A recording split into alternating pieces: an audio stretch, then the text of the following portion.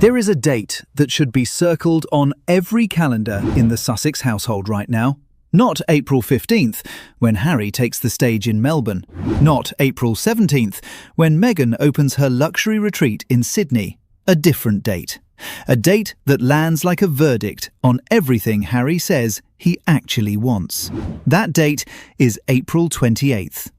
And what happens on April 28th, 2026, is this.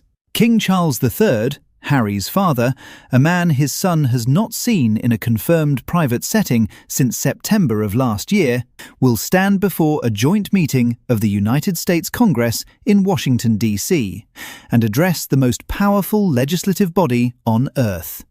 He will be 5 hours by plane from Montecito, California, 5 hours from the house where Harry lives, 5 hours from the grandchildren Charles has barely met, and Harry will not be there. Harry will not be in Washington. Harry will not be on the East Coast. Harry will not even be on the same continent. Harry will be on the other side of the world, in Australia, having left America before his father arrived in it. That is the story the title promised you. Father flies to son's country. Son is already gone. Now, here is the question that will keep you until the end of this video. Was that an accident, or was it a choice? And if it was a choice, whose choice was it? Let us build the timeline precisely, because the timeline is the argument. King Charles and Queen Camilla will make their first official state visit to the United States as reigning monarchs in late April. Buckingham Palace confirmed it at the end of March. The congressional address is scheduled for April 28th. The White House banquet with President Trump is the same evening. The visit is being described as slimmed down, out of consideration for the king's ongoing health challenges, but it is nonetheless the most significant diplomatic moment of Charles's reign to date. The first British monarch to address Congress since Queen Elizabeth II did it in 1991, his mother, 35 years ago. And now her son, the king, will stand in that same chamber, carrying that same weight of history in the same country where his younger son has made his home, 5 hours from Montecito. There is no confirmed plan for father and son to meet. Sources close to the Duke said publicly this week, and these are the words they chose, that Harry loves his father and would love to see him as much as possible. Read that sentence carefully. Would love to. That is not the language of a scheduled appointment. That is the language of a wish. A wish that is being expressed at the exact moment when its fulfillment would require nothing more complicated than a domestic flight. Now, you need to understand where Harry will be on April 28th. He flies to Australia on or around April 14th. His Melbourne summit runs April 15th and 16th. Meghan's Sydney retreat runs April 17th through 19th. Sources confirmed to Hello magazine in early April that the trip has expanded well beyond its original scope, now including Melbourne, Canberra and Sydney. Multiple cities, multiple days, cameras rolling throughout. A brand launch embedded in the itinerary. An operation described by royal editor Emily Nash as having ballooned far beyond what anyone initially expected. By the time King Charles lands in Washington on or around April 26th or 27th, Harry has been in Australia for nearly 2 weeks. There is no confirmed plan for him to fly back. There is no confirmed plan for a meeting anywhere.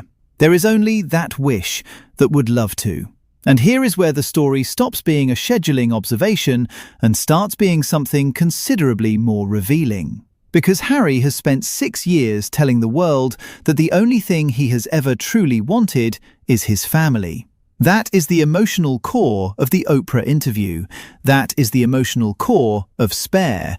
That is the emotional core of every Netflix documentary moment where the camera caught him looking vulnerable and human and like a man who simply wanted to be loved by the people who were supposed to love him first. The reconciliation narrative is not just a PR strategy. Multiple sources who have spoken about his state of mind in the past several months describe it as genuine. He reportedly made quiet behind-the-scenes efforts to invite King Charles to open the 2027 Invictus Games in Birmingham, the first time those games will be held on British soil since Harry founded them in 2014. That invitation, if made and accepted, would be one of the most significant symbolic moments in the entire Sussex saga. A king and his son on the same stage for a cause they can both stand behind without betraying anyone. Harry, according to those same sources, understands exactly how fragile the conditions for that moment are. Fragile enough that a commercial trip to Australia, cameras rolling, luxury retreats in operation, trademark filings in place, brand launch underway, could quietly damage the thing he is trying to build. That is the internal Sussex tension that has been documented, sourced, and reported on in the past 2 weeks. Harry reportedly furious at the commercial shape of the trip. Harry reportedly seeing it as a risk to his reconciliation efforts. Harry described by people close to him as cautious in a way that Meghan, according to those same sources, is not. And now, against that backdrop, we have this. The king is coming to America. Harry is leaving America. They will miss each other by a continent and a week. There is another layer to this that has received almost no attention. Royal expert Richard Palmer told The Mirror this week that the Australia trip will overshadow the royal family back in the United Kingdom in ways that will cause tension with senior members of the family. And then he listed what is happening in the UK during the exact same week Harry and Meghan will be in Australia. The centenary of the birth of Queen Elizabeth II, Prince Louis's 8th birthday, Prince William and Princess Kate's 15th wedding anniversary, all in the same 7-day window. The Queen, who defined everything about the family Harry left, the nephew he has never been consistently present for. The anniversary of the brother, whose relationship with him has been described by multiple sources as shattered. Palmer did not soften what this means. He said Harry and Meghan want to prove their critics wrong and are hoping the trip will be a huge success. And then he added 4 words that cut through every spokesperson's statement and every carefully worded press release. He said, if it is, it will be Meghan's revenge. Meghan's revenge. Not Harry's reconciliation, Meghan's revenge. Those two things are not the same project. They never were. And the calendar of late April 2026 is making that visible in a way that is now impossible to look away from. Here is what we actually know as of today, April 8th, 2026. King Charles is coming to America. He will address Congress. He will dine at the White House. He will be, for 3 days, on the same soil where his son lives and has lived for 6 years. And his son will be 10,000 miles away, having flown to Australia before the king arrived, with no confirmed plan to return and no confirmed plan to meet. The source says Harry loves his father and would love to see him as much as possible. The calendar says otherwise. That is not a scheduling accident. Schedules at this level of public life do not produce accidental collisions. Every date is chosen. Every departure is confirmed. Every arrival is known in advance by the people who manage both sides of this relationship. Someone knew Charles was coming to America. Someone knew when Harry was flying to Australia. Someone decided that those two trajectories did not need to intersect. And the only question worth sitting with tonight is whether that decision was made in Montecito, in Buckingham Palace, or whether it was made by the simple gravitational logic of two people who call themselves father and son, but have not found a way back to each other in 6 years of trying. Harry said from that London courtroom in January, his voice cracking, that the tabloids had made his wife's life an absolute misery, and that he refused to accept that in silence.